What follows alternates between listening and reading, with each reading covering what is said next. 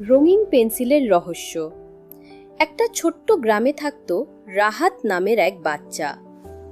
ও পড়াশোনায় তেমন মন দিত না, বই খুললেই ঘুম পেয়ে যেত, আর খেলাধুলায় সবসময় খুব উৎসাহী থাকত।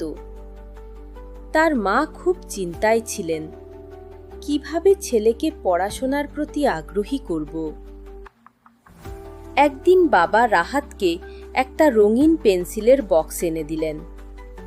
প্রতিটি পেন্সিলে একটা করে ছোট্ট লেখা ছিল। লাল পেন্সিলে লেখা, মন দিয়ে শিখো, তোমার স্বপ্ন পূরণ হবে।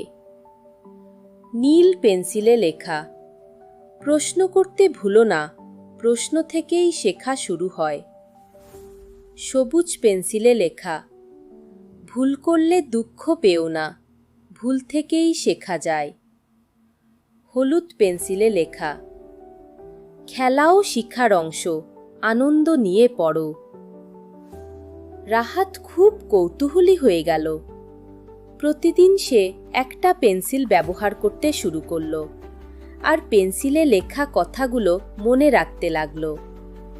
কিছুদিন পর সে বুঝল, পড়াশোনা আসলে কষ্টকর নয়, বরং খেলা আর কৌতূহলের মতো মজার।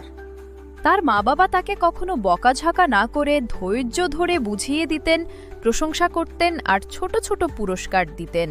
ফলাফল, রাহাত শুধু পড়াশোনায় ভালো হলো না, বরং সবকিছু জানার কৌতূহলও তৈরি হলো। গল্পের শিক্ষা, শিশুদের সাথে সবসময় কোমল ও ধৈর্যশীল আচরণ করতে হবে। জোর করে পড়াশোনা করানো নয়, বরং মজার মাধ্যমে শেখাতে হবে। প্রশংসা ও উৎসাহ শিশুদের শেখার আগ্রহ বাড়ায়। ভুল করলে বকাঝকা না করে সেখান থেকে শেখার সুযোগ দিতে হবে।